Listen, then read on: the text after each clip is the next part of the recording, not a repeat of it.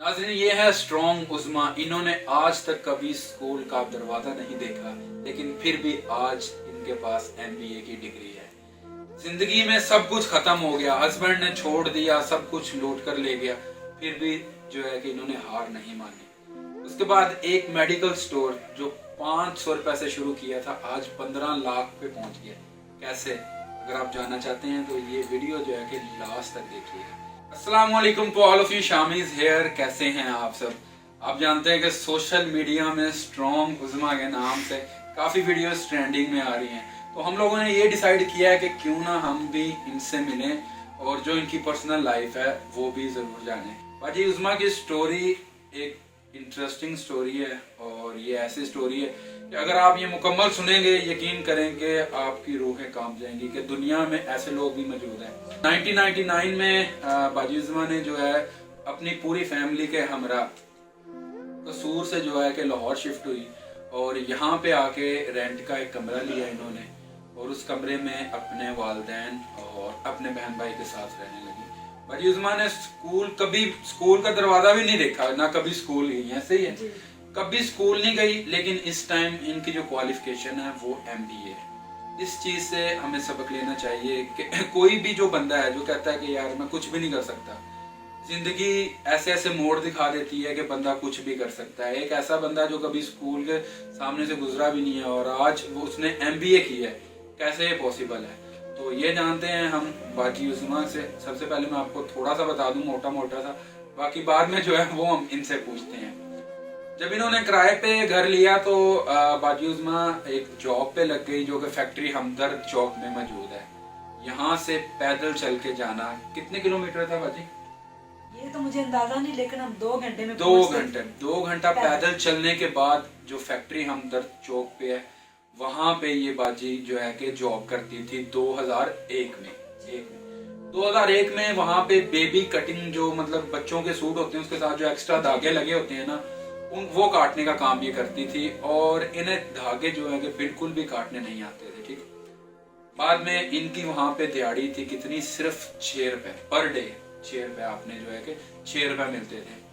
और जब first day था आपका, जब आप काम करके बाहर आई, तो आपके अब्बू गेट पे खड़े हुए थे।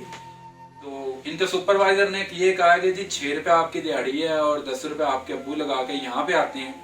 उसके बाद इन्होंने ये डिसाइड किया जी कि आइंदा जो है ना कि हमने पैदल ही जाना है, पैदल ही आना है। यानी यहाँ से सुबह 6 बजे घर से निकलती थी, 2 घंटा चल के पैदल वहां पे आना फैक्ट्री में।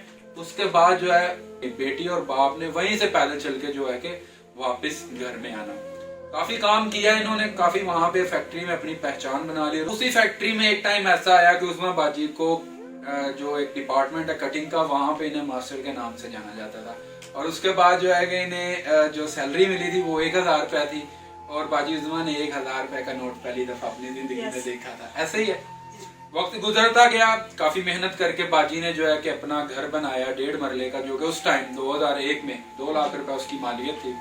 घर बनाने के बाद इनके घर वालों ने इनकी शादी करवा दी 2005 में। अब इनका जो हस्बैंड था उसकी क्वालिफिकेशन क्या थी? एलएलबी थी। वो एमए इंग्लिश भी थे, एमए इकोनॉमिक्स भी, और एलएलबी भी। यानी उस बंदे की इतनी क्वालिफिकेशन है, लेकिन एक उसके दिल में चोर था। क्या हुआ जी? 2005 में बाजी उज़्मा को ये कहते हैं जी कि ये जो आपने घर लिया है ये बहुत छोटा है, हम ऐसे करते हैं, एक घर आपके पास है, एक घर मेरे पास है, हम दोनों बेच देते हैं ये घर और एक बड़ा घर ले लेते हैं। बाजी उज़्मा और उनके वालिद ने कहा ठीक है जी, हम ऐसा कर लेते हैं। अच्छा, क्या किया जी? उन्होंने घर बिकवा दिया 6 लाख रुपए में। 6 लाख रुपए में घर बिकवा दिया, और एक 3 मरले का घर रेंट पे ले दिया इन्हें, और खुद वहां से गायब हो गए। बाजी उज़्मा काफी खुश थी कि ये मतलब एक अच्छा घर मिल गया, बड़ा घर मिल गया। तो जब वो गायब हुआ तो आपके दिमाग में कोई बात नहीं है कि वो कहाँ चला गया हमें घर दे के, कुछ ऐसा? नहीं, वो फिर वापस आ गए थे ना। वो तो बाद में आए थे ना, पता चलने के बाद ये घर किराए का है। लेकिन पहले जब वो एकदम गायब हो गए घर दे के, कोई ज़हन में नहीं आया नहीं, कुछ नहीं पता चला कि वो कहाँ गए हैं। हमें इस बात का कुछ पता ही नहीं, कुछ इल्म ही नहीं था। इतनी सादगी थी कि कुछ हमें पता ही नहीं चला कि हमारे साथ फ्रॉड हो गया है। जो हमारा घर है जो उसने बेचा है वो तो पैसे खा गया है, ये घर तो रेंट का है। हाँ, ये तो हमें पता ही नहीं चला। बाजी का वो उसी हस्बैंड से ही मुन्ना है। हाँ, मेरा आपका एक जो बेटा है, मोहम्मद नुमान उसका नाम है। नुमान है, नुमान की पैदाइश भी उसी घर में ही हुई है। जब इन्हें पता चला कि वो घर तो किराए का है, मकान मालिक ने घर से इन्हें निकाल दिया।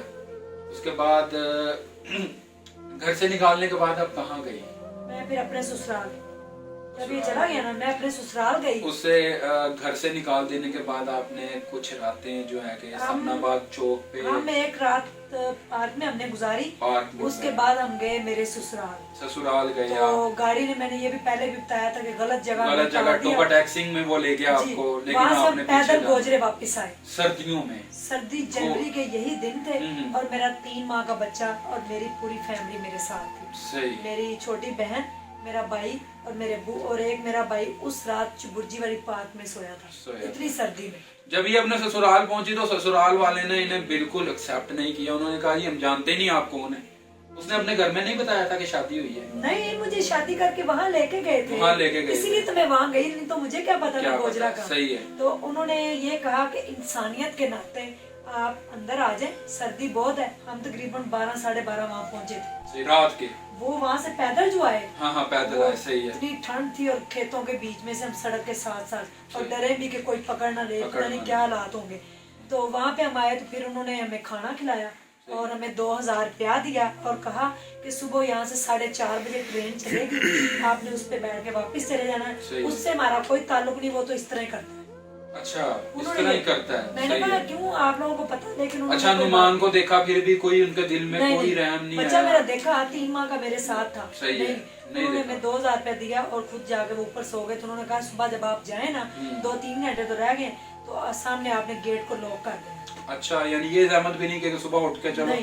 सही हो गया, ठीक है। उसके बाद आप वापस आई तो इनकी कॉल आई। अच्छा, आपके हस्बैंड की कॉल आई दोबारा।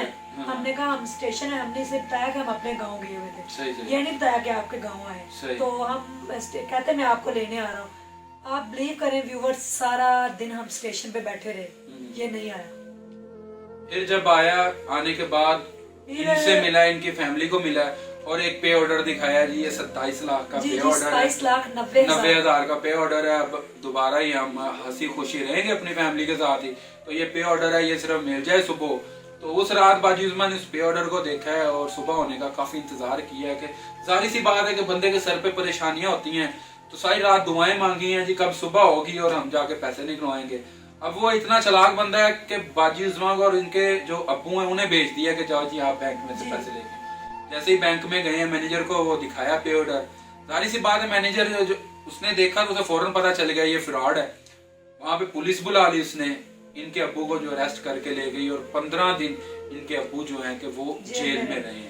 सही, उसकी वजह से उस बंदे की वजह से। बाद में जी घर कैसे मतलब आए? फिर उसके बाद मेरे अब्बू जब आए, फिर हमें, मेरे अब्बू के एक दोस्त थे, उन्होंने उस वक्त हमें पार्क से उठाया और एक घर में ले गए। सही है, घर लेके दिया और हमें राशन डाल के दिया। सही। फिर उसके बाद ये आया, इसने माफी मांगी आके कि आप मुझे माफ कर दें। आप अच्छा, दोबारा यानी फिर आ गया। अच्छा, तीसरी दफा आया? जी जी। अच्छा, तो मैं आप लोगों का जो नुकसान हुआ है ना वो पूरा करके यहाँ से जाऊंगा, प्लीज आप मुझे माफ कर दें। मेरे अब्बू बड़े सूफी और दरवेश टाइप है, सादा से इंसान है, उन्होंने फिर माफ कर दिया। और अच्छा, जब तीसरी दफा यानी एक बंदा यानी तीसरी दफा भी उसे माफ कर दिया, उसके बाद उस दौरान जब ये बैंक गए थे तब वो घर में जितना भी सोना वगैरह पड़ा हुआ था जी, वो भी उठा के ले गया। अच्छा, देखिए अब ये कैसा बंदा है कि पहले लूटा, घर लूटा, फिर जितनी चीजें हैं कि वो भी ले गया आखिर तक। जी, आप ये बिलीव करें कि वो हमें बेच के चला गया। हाँ, मेरे बच्चे को सबको उसने लोगों के हवाले करके 10 लाख का चेक भी ले लिया उनसे, हमें सबको फरोख्त करके गया था। यानी कि लोग जब ये सीन हुआ कि जेवर भी ले गया तो फिर काफी सारे लोग इनके पास चेक्स लेके आते थे कि जी ये आपके हस्बैंड ने लिए हैं, हमें वापस करें ऐसे। और उसके बाद कि एक उन्होंने गाड़ी भी ली हुई थी रेंट की, जो कि एक्सीडेंट में बिल्कुल खराब हो चुकी थी, तबाह हो चुकी थी, वो भी इनके पास आए और ये कहने लगे जी ये गाड़ी के। फिर आपने इन सबसे जान कैसे छुड़वाई इन चीजों से? पे किए या नहीं, फिर ये हमारे साथ रहना शुरू हो गया। अच्छा, और उसके बाद फिर चौथी दफा आया? नहीं, वो तीसरी दफा। अच्छा, घर में? अच्छा, ठीक है। उस वक्त भी सारे लोगों को कह दिया ना कि आपको थोड़े थोड़े करके दे देंगे, थोड़े थोड़े करके लोगों के पैसे दिए गए। फिर इसने मेरे भाई के चेक दिए, वो सरकारी मुलाजिम है। अच्छा, उसकी चेक बुक में से चोरी फाड़ के लोगों को दे के उससे डबल पैसा फिर ये इकट्ठा करके तो एक दिन 28 फरवरी 2008 को ये चला गया।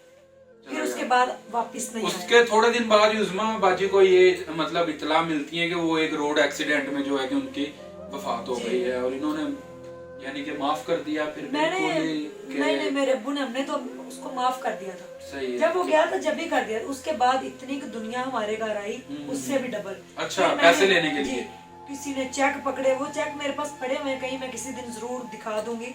तो फिर मैं फिर आगे खड़ी हुई, मैंने कहा आप लोगों ने हमें पैसे दिए थे? कहते नहीं। मैंने कहा आप हमें जानते हैं? कहते नहीं। मैंने कहा जिसको पैसे फिर दिए उसको जाके पकड़े, क्योंकि वो यहाँ से जा चुका है, हम ये रेंट के घर में रहते हैं, ये मेरे अब्बू हैं, ये मेरे बहन भाई। अब आप लोग क्या चाहते हैं? मेरा बेटा 1 साल 3 माह का था जब वो सब कुछ बेच के हमें छोड़ के फिर गया है। सही। उसके बाद फिर वो वापस नहीं आया, फिर उसकी रोड एक्सीडेंट के अंदर डेथ हो गई। जब उसकी डेथ होगी फिर उसके बाद आपने ये अहद किया कि अब आपके पास एक ही ऑप्शन है स्टडी का, क्योंकि ये जहाँ पे भी जाती लोग कहते कि कम से कम आपने मैट्रिक की होती तो हम रख लेते। मैट्रिक फिर आपने कैसे, यानी कैसे दिल में क्या आया कि नहीं मैंने पढ़ना ही है, कोई और ऑप्शन नहीं था आपके पास? मैं फिर एक स्कूल की सफाई करती थी, घर से चोरी। मेरे घर वालों को नहीं पता था। मैं सुबह जाती थी वहाँ की, मैं सफाई करती थी, मुझे वहाँ से 1500 रुपए मिलते थे पर मंथ। और जी, और उसके बाद फिर मैं एक मेडिकल स्टोर पे जॉब करती थी, तो वहाँ से मुझे थोड़े से पैसे मिलते थे। वहाँ पे फिर कुछ बच्चे आए तो उन्होंने सबने मैट्रिक किया। फिर मैट्रिक मेरे लिए ना एक नया वर्ड था, ये मेरे लिए बाले जान बन गया कि मैट्रिक क्या है। फिर मैंने कहा मैंने मैट्रिक करके छोड़ना। फिर मैंने मैट्रिक 3 माह में बड़ी प्रैक्टिस करके। अच्छा, 3 माह में, यानी कि आपको उर्दू भी नहीं पढ़नी आती, इंग्लिश भी नहीं पढ़नी आती, मैथ का भी नहीं पता, तो कैसे 3 माह के अंदर एक पॉसिबल है कि आपने मैथ के पेपर भी दे दिए? मैंने मैथ को तो जुबानी रट्टा लगाया था, मैंने बता दिया लोगों को। फिर डॉट के निशान लगा के उसके मुताबिक ही मैंने मैथ का पेपर किया। इंग्लिश मुझे चूंकि मेडिकल स्टोर पे जॉब करती थी वो आ गई, और उर्दू तो थोड़ा बहुत आ ही जाता है बंदे को। पेपर में मैंने अपना एक्सपीरियंस ही लिखा था, वो मुझे नहीं पता क्या मैंने लिखा है। मैथ का थोड़ा सा बताएं ना। वो मैथ मैंने कैसे, यानी डॉट्स का क्या मतलब है? यानी ये डॉट्स 4 वो मैंने ना जो एमसीक्यूज थे उनको मैंने देखा ना, तो मैंने उनको इतना पक्का रट्टा लगाया हुआ था कि जो भी आएगा बस मैंने वो आंखें बंद करके और टिक लगा देना। वो तो मैंने ऐसे लगा दिए। लेकिन जो दूसरे क्वेश्चन थे ना वो मैंने बड़ा पक्का, मेरा इतना स्ट्रॉन्ग रट्टा था कि मैं आपको क्या बताऊं। जैसे क्वेश्चन मेरे सामने आया मैंने कहा ये तो वो क्वेश्चन है, वो मैंने डॉट, मैंने कहा हाँ ये वो क्वेश्चन है, ये उसकी निशानी है। उसको मैंने सॉल्व किया और मेरे बड़े अच्छे मार्क्स भी आए थे। तो मैंने मैथ का पेपर 100 में से 65 मार्क्स मैथ में से जी। और मैंने जनाब अली ये मैथ का पेपर तकरीबन 45 मिनट में ही कर लिया। सही। मैंने कहा मेरा बेटा रो रहा, पकड़े अपना पेपर, मैंने घर जाना। वो कहते हैं 2.5 घंटे का पेपर हम 1.5 घंटे से पहले नहीं लेंगे, लेकिन मैंने कहा नहीं प्लीज आप समझे आगे। सही है। तो मैट्रिक करने के बाद फिर मैंने इंटर किया। सही है, इंटर किया। इंटर मैंने प्राइवेट किया। सही है। इंटर में मेरे 686 मार्क्स आए। सिंपल एफए किया, साथ मैंने एक हॉस्पिटल में जॉब की। मुझे चूंकि मेडिकल का सारा आता है, उस टाइम मेरे से ये मिस्टेक हुई कि अगर मैं साइंस के साथ मैट्रिक करती ना तो आज मैंने एक सक्सेसफुल एमबीबीएस डॉक्टर होना। सही। लेकिन मेरे पास सिर्फ एक कागज की कमी है, वरना मुझे बर्नूला पास करना, ड्रिप लगानी, मेडिसिन के नाम, ईसीजी, अल्ट्रासाउंड, एक्सरे, सब कुछ मुझे ईच एवरीथिंग हर चीज आती है। फिर मैंने एक हॉस्पिटल में जॉब की और साथ मैंने क्या कहते हैं इंटर किया। इंटर करने के बाद फिर मुझे किसी ने कहा बीकॉम कर ले। मैंने कहा बीकॉम क्या होता है? कहते हैं इसका बड़ा स्कोप है। मैंने कहा वो क्या होता है? कहते हैं इसका स्कोप है। मैंने कहा चले जी बीकॉम करते हैं। मैंने फिर government Islamia college of commerce से रेगुलर अपनी यानी यूनिफॉर्म वगैरह पहन के जाना, तो वहाँ पे लोग कहते थे हैं ये कौन आ गया। तो एक दिन मैंने फिर लोगों को बता दिया कि मैं मैरिड हूँ और मेरा एक बच्चा है, तो फिर लोग मेरे से अवॉइड करने लगे, यानी कि जैसे मैं कोई अछूत हूँ, मुझे कोई बीमारी है। सही है। फिर मैं जब अपने बेटे को लेके गई तो फिर वहाँ पे टीचरों को पता चला, उन्होंने फिर मुझे अप्रिशिएट भी किया। फिर मेरे बीकॉम पार्ट 1 में तो मुझे इतनी समझ नहीं आई, लेकिन बीकॉम पार्ट 2 को मैंने इतना जम के किया था कि मैंने अपने साथ 8-10 लोगों को पढ़ाया था। अच्छा। हाँ, वो मेरी वजह से बीकॉम कर गए थे। सही है। और बीकॉम पार्ट 2 में फिर मेरा दोबारा निकाह हुआ। सही है। जिस शख्स से हुआ है वो अनमैरिड और मेरे से 6 साल छोटे। सही है। मेरा एक बच्चा भी था, उन्होंने फिर मेरे से निकाह किया और उसमें से आपकी एक बेटी, उसमें से एक बेटी है मेरी। और मैंने फिर उनसे कहा कि मैं पढ़ना चाहती हूँ। मैंने ये अचीवमेंट बड़ी मुश्किल से की है। वाहिद वो शख्स था जिसने मुझे कहा कि आप पढ़े, वरना सारी दुनिया ने मुझे डीमोटिवेट, डिग्रेड किया था। मेरे रिश्तेदारों ने, किसी ने मेरा कोई साथ नहीं दिया, सिर्फ मेरे इस हस्बैंड ने कहा कि आप पढ़े। तो मैंने फिर इनसे कहा जी ठीक है। मैंने फिर एमबीए किया। यानी कि मैंने एमबीए में एडमिशन लिया और मैं बड़ा खुश थी। मैंने एमबीए यूएमटी से किया है माशाल्लाह, तो वहाँ की मैं ग्रेजुएट हूँ। वहाँ से फिर मैंने एमबीए किया, तो वो जनाब जब मेरी फर्स्ट क्लास थी तो मैं बड़ा खुश कि वहाँ पे बड़ा मम्मी डैडी माहौल था, और मुझे एप्पल आईफोन का भी इतना नहीं पता था, वो वहाँ पे जाके पता चला। और वो भी मेरे लिए बड़ा मेरा मजाक बना था, लेकिन बाद में फिर लोग मुझे फिर एप्पल आईफोन के नाम से लोग जानते थे। अच्छा, मुझे पता नहीं था ना। आपका वो निकनेम वहाँ पे लोग हाँ, रख दिए। तो मैं घर आई, मैं बड़ा खुश थी। फिर मैंने अपने हस्बैंड को बताया कि वहाँ पे कोई सीजीपीए का चक्कर है, ये भी नहीं मुझे पता सीजीपीए क्या होता है। मैंने कहा इतना पढ़ेंगे कि उनको फीस नहीं देनी पड़ेगी। तो कह रहे हाँ ठीक है, बस इतनी मैंने बात की है। तो ये कह रहे हैं मेरे ना लेफ्ट साइड पे सर में दर्द हो रही है। मैंने कहा मैं आपको पैनाडोल देती हूँ, क्योंकि मेडिकल स्टोर पे काम करते रहे इसलिए मुझे पता था। तो मैंने पैनाडोल पकड़ी और साथ दूध का कप, तो ये गिर गए। मेरी बेटी 6 माह की थी, उसके ऊपर ही गिर गए। तो मैंने इनको पकड़ा, मैंने कहा आपको क्या हुआ, तो इनसे ना बोला नहीं गया। तो मेरे नीचे ना रेंट पे लोग रहते थे, मैंने उनसे कहा भाई इनको हॉस्पिटल ले जाए जल्दी। वो बाइक पे बिठा के ले गए, तो हॉस्पिटल वालों ने चेक नहीं किया। आधा घंटा, कहते हैं इसने कोई चीज खा ली है, कोई चीज पता नहीं जहरीली पी ली है, इस तरह ये वो। बड़ी परेशानी हुई वहाँ पे। फिर मेरे हस्बैंड कहते रहे कि मेरा बीपी हाई हुआ है, प्लीज चेक करें। इन्होंने चेक नहीं किया। फिर ये वहाँ से चेयर से नीचे गिर गए, स्टूल से। मैंने कि फिर उन्होंने रेफर टू जिना हॉस्पिटल कर दिया। मुझे फोन आया, मैं भाग के गई, तो मैं गई तो इनको एम्बुलेंस में डाल लिया था। फिर हॉस्पिटल ले गए, तो हॉस्पिटल जाते जाते इनको पैरालाइज और हेमरेज हो चुका। नेक्स्ट डे फिर जब इनको होश आया तो इन्होंने देखा मेरी टांग नहीं हिल रही, दोबारा हेमरेज हो गया। फिर ये कोमा में 21 दिन मेरे हस्बैंड फिर कोमा में रहे थे। और मेरी यूनिवर्सिटी में पहली क्लास थी एमबीए की, तो मैं बड़ा परेशान। और आपको पता है रेगुलर रहना पड़ता है आपको फिर, तो वरना एफ आ जाता आपका। मैं बड़ा परेशान, एक हफ्ता फिर मैं बहुत रोई। मैंने घर अपने बच्चों से दुआएं करवाई, मैंने खुद की।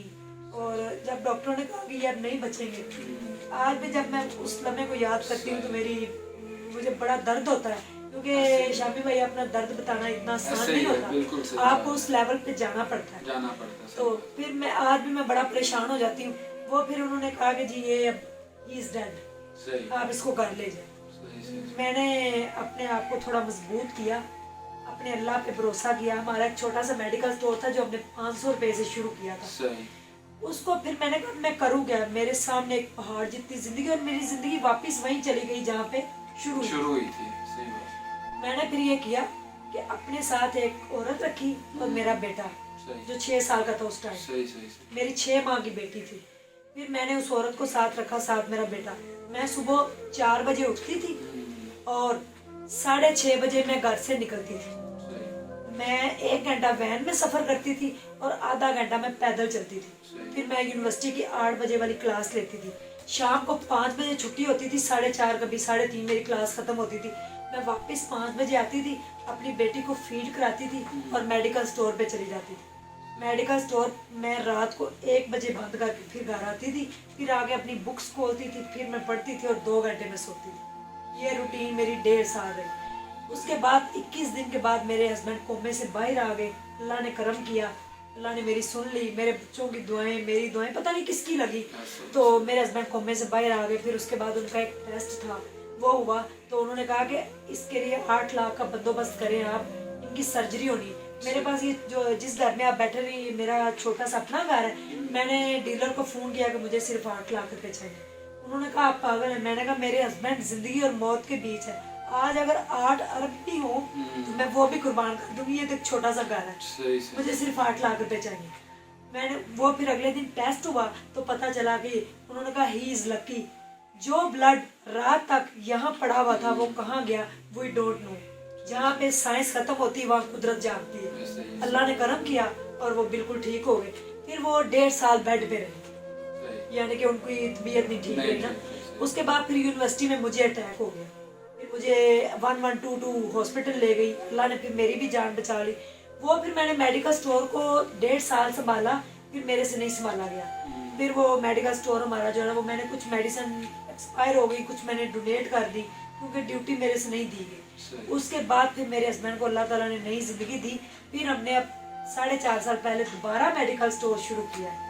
तो शुक्र अल्हम्दुलिल्लाह, अब अल्लाह में दार रोटी दे रहा है, अल्लाह का करोड़ शुक्र है। अल्लाह ने हम पे करम किया और मैंने हिम्मत नहीं हारी। मैं यही कहना चाहूंगी कि लोग जो कहते हैं ना कि हमारे साथ ये हादसा हुआ और हमने खुदकुशी कर ली, हाँ हमने ये किया, मैंने अपनी जिंदगी को इस तरह चलाया है कि मैं कहती थी मेरे आगे 10 बंदे भी खड़े हो जाए ना काम करने वाले, तो मेरे से ज्यादा काम नहीं कर सकते। मैंने फैक्ट्री में भी पूरी रात वहाँ पे ओवर टाइम उस टाइम लगता था, रात के 1-1 बजे छुट्टी होती थी, कभी 8 बजे कभी 12 बजे, तो मेरे अब्बू मुझे लेने आते थे। आप बिलीव करें कि सुबह 6 बजे हम घर से पैदल चलते थे, 8 बजे पहुंचते थे, शाम 5 बजे छुट्टी होती थी तो रात 7 बजे घर, अगर 12 बजे छुट्टी हुई है तो 1 बजे घर, यानी कि 1:30 बजे। मैंने अपनी लाइफ को इस तरह लेके चली आगे। अगर यानी कि अगर कोई कहे कि ये ऐसा नहीं हो सकता, ये पॉसिबल नहीं है, तो मैंने ऐसा करके दिखाया है। इंसान अगर हिम्मत करे तो फिर अल्लाह ताला आपका साथ देता है, जब आपकी नीयत बिल्कुल साफ होती है। और जब मैं जैसे मैं पहले थी वैसे ही मैं आज हूँ, आपको पता ही होगा। मैंने आपको बिल्कुल सही बात है। मेरे में अगर कोई है, मेरे में अल्लाह ने शुक्र अल्हम्दुलिल्लाह, मैं अल्लाह का बड़ा ही आजिज़ और इंकसार सा बंदा हूँ।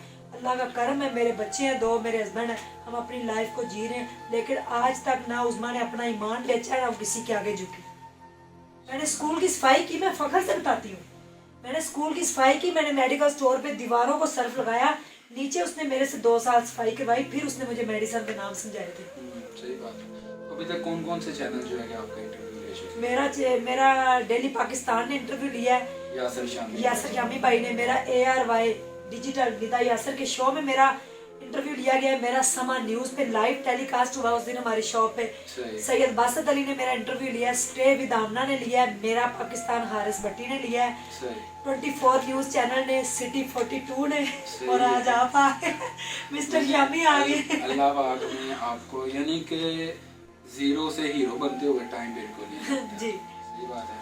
और मैं भी आपको यही कहूँगा कि जैसे फॉर एग्जांपल फौजी जो है ना परेड में खड़े होते हैं तो सबसे आगे वाले को बड़ा फख्र होता है और सबसे पीछे वाला कहता है कि यार मैं कहाँ पे खड़ा हूँ, मतलब सबसे मैं पीछे खड़ा हूँ। एक आवाज लगती है पीछे मुड़, तो आगे वाला लास्ट पे चले जाता है, जो आगे वाला पीछे चले जाता है और पीछे वाला जो है फर्स्ट पे हो जाता है। तो इसीलिए बड़ी अच्छी बात कभी भी आप अपने आखिर पे होने का दुख ना करे, ठीक है। अल्लाह ताला की जो लाठी है वो बेआवाज है, ठीक है। वक्त बदलते हुए पता नहीं चलता। तो ये था आज का हमारा इंटरव्यू स्ट्रॉन्ग उज़्मा के साथ। आई होप कि इनकी स्टोरी आपने सुनी होगी और जो कुछ लोग हैं जो बहुत परेशान हैं, इनकी स्टोरी से इंस्पायर ज़रूर हुए होंगे और हिम्मत जो है कि बिल्कुल नहीं हारनी। अगर ये सब कुछ ख़त्म हो गया है, यानी उसके आगे इनका स्टोरी आपने सुनी कि कुछ बचा ही नहीं है, तो उसके बाद भी आज ये इस मुकाम पे हैं, तो ये अल्लाह ताला की करनी है। तो thanks a lot for watching मी। इंशाल्लाह मिलते हैं एक नई वीडियो के साथ, तब तक के लिए अपना ख्याल रखिएगा, दुआओं में याद रखिएगा। और अगर ये तो सिर्फ एक शॉर्ट सी स्टोरी हमने बताई है, अगर आप बाकी उज़्मा को जानना चाहते हैं, देखना चाहते हैं, इनके चैनल का लिंक मैं नीचे डिस्क्रिप्शन में दे दूंगा। इनका चैनल है स्ट्रॉन्ग उज़्मा के नाम से, आप वो जरूर सब्सक्राइब कर लीजिएगा। Thanks a lot for watching me. अल्लाह हाफिज़।